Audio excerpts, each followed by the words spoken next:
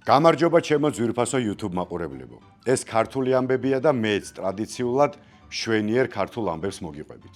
იქამდე მადლობა თითოეულ თქვენგანს აქტიურობისთვის, ვიდეოს მოწონებისთვის, არხის გამოწერისთვის და საინტერესო თბილი კომენტარებისთვის. მადლობა ჩვენს გენერალურ სპონსორს კროკოს დიდი ხნის განმავლობაში ერთგული მხარდაჭერისთვის. არ გაგიკვირდებათ თუ გეტყვით, რომ დღესაც საინტერესო ქართული ამბები მოგიმზადეთ და ერთი სული მაქვს როდის დავიწყებ. კაცი, რომელმაც ჯოჯოხეთში სიყვარული გადაარჩინა. ამ ამბავში გრიგოლ ფერაძის წარმოუდგენელი ამბავი გავიხსენოთ. წარმოიდგინეთ მეორე მსოფლიო ომის ყველაზე ბნელი წერტილი. ოსვენციმის საკონცენტრაციო ბანაკი 1942 წელს. ადგილი, სადაც ადამიანურობა სრულიად გამქრალია. სადაც მთავარი მიზანი მხოლოდ ფიზიკური გადარჩენაა და სადაც სიკვდილი ყოველდღიური რუტინაა. ამ ჯოჯოხეთში იმყოფება ქართველი მეცნიერი, თეოლოგი, ევროპის უნივერსიტეტის პროფესორი და სასულიერო პირი გრიგოლ ფერაძე. გესტაპომ პოლონეთში დააპატიმრა, რადგან ებრაელებს საკუთარ ბინაში მალავდა და ეხმარებოდა. ბანაკში ის უმძიმეს ფიზიკურ სამუშაოს ასრულებდა, მაგრამ სრულიად არ ტყდებოდა. მოდი პირდაპირ იმ ამბავზე გადავიდეთ, რამაც მისი სახელი უკვდავყო. ერთ დღეს ბანაკში ინციდენტი მოხდა. გადმოცემით ერთ-ერთმა პატიმარმა პური მოიპარა. ფაშისტებმა გადაწყვიტეს, რომ ამის გამო ერთ-ერთი პატიმარი გაზის კამერაში უნდა გაეგზავნა. არჩევანი შეჩერდა ერთ მრავალშვილიან ებრაელ მამაკაცზე, რომელმაც გამწარებულმა დაიწყო ტირილი და ოჯახის ხსენება. ამ დროს მწყობრიდან გამოვიდა გრიგოლ ფერაძე. მან ნაცისტ ოფიცერს მიმართა და მოითხოვა, რომ ამ მამაკაცის სანაცვლოდ თავად წასულიყო სასიკვდილოდ. გრიგოლ ფერაძემ ის დანაშაული აიღო საკუთარ თავზე, რომელიც არ ჩაუდენია და რომლისთვისაც გარდაუვალი სიკვდილი ელოდა. ფაშისტებისთვის სულ ერთი იყო ვის მოკლავდნენ. 1942 წლის დეკემბერში გრიგოლ ფერაძე გაზის კამერაში შევიდა სრულიად უცხო ადამიანის გადასარჩენად.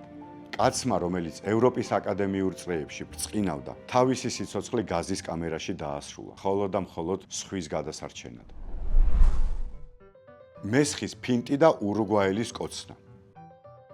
ქართული ფეხბურთის ისტორიაში მიხეილ მესხი რამხელა ფიგურაცაა, მაგაზე საუბარს ნამდვილად არ დავიწყე. უბრალოდ მინდა მისი ერთ-ერთი ცნობილი ეპიზოდი გავიხსენო. მას ჰქონდა ილეთი, რომელსაც სპორტის ისტორიაში მესხის ფინტი ეწოდება. რამდენი რამე გახსენდებათ ისეთი, რომელსაც კონკრეტული ფეხბურთელის სახელი ერქვა. როგორც პანენკაა ახლა ცნობილი, ისე იყო ცნობილი მესხის ფინტი. ეს იყო მოძრაობა, რომელსაც მცველები უბრალოდ ვერაფერს უხერხებდნენ. ახლა კი კონკრეტული, ძალიან სახალისო და საამაყო ეპიზოდი. წარმოიდგინეთ მატჩი საერთაშორისო არენაზე. ეს იყო მესხის გამოსათხოვარი მატჩი ურუგვაის სახელოვან კლუბ ნასიონალთან.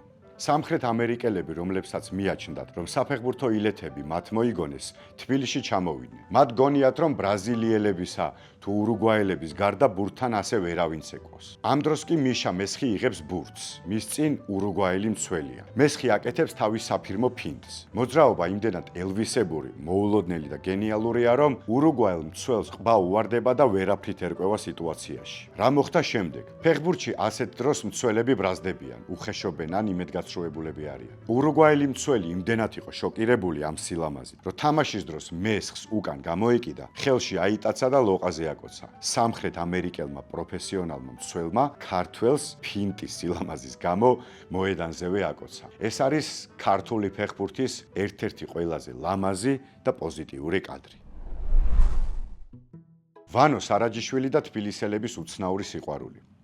გადავინაცვლოთ მე-20 საუკუნის დასაწყისის თბილისში. ოპერის სცენაზე დგას კაცი, რომელსაც საქართველოს ბულბულს ეძახიან, ვანო სარაჯიშვილი. მისი ლირიკული ტენორი იმდენად ჯადოსნური იყო, რომ ადამიანებს ოპერის თეატრთან ღამეებს ათენებინებდა, რათა ბილეთი ეყიდათ. მეცაც გეტყვით, სარაჯიშვილის მიმართ თბილისელების სიყვარული ხშირად ყოველგვარ ლოგიკურ საზღვარს ხდებოდა. ახლა სწორედ ასეთ ეპიზოდს მოგიყვებით. ერთ-ერთი გრანდიოზული პრემიერის შემდეგ ვანომ ტრადიციულად მთელი დარბაზი ფეხზე დააყენა. არა და არ გაჩერდა აპლოდისმენტები. სარაჯიშვილმაც მრავალჯერ დაუკრა თავი მაყურებელს და თეატრიდან გავიდა. მომღერალი ეტლში ჩაჯდა და სახლში წასვლა გადაწყვიტა, მაგრამ ვინ გაუშვებდა ასე მარტივად? თეატრთან შეკრებილმა თაყვანისმცემელთა უზარმაზარმა მასამ გააკეთა წარმოუდგენელი რამ. მათ ეტლიდან ცხენები მოხსნეს. თავად შეებდნენ შიგ და საყვარელი მომღერალი ეტლით, ხელში აყვანილი სიმღერითა და ოვაციებით მიაცილეს სახლამდე. წარმომიდგენია გაოცებული თბილისელების სახეები, რომლებიც ამ სურათს შეესწრნენ. მოდის ეტლი და ეტლში ცხენები არაა შებმული. 6 ადამიანია შებმული და მორბიან. თან ვანო სარაჯიშვილთან ერთად მღერიან. ეს კადრი კარგად აჩვენებს იმ ძველ თბილისურ, გიჟურ, გულწრფელ სიყვარულს ხელოვნებისადმი. მოკლედ დღეისათვის სულ ეს იყო. მოიწონეთ ვიდეო და გამოიწერეთ არხი. ამით ძალიან გვეხმარებით. მე ძალიან მალე დაგიბრუნდებით ტრადიციულად საინტერესო ქართული ამბებით. დროებით.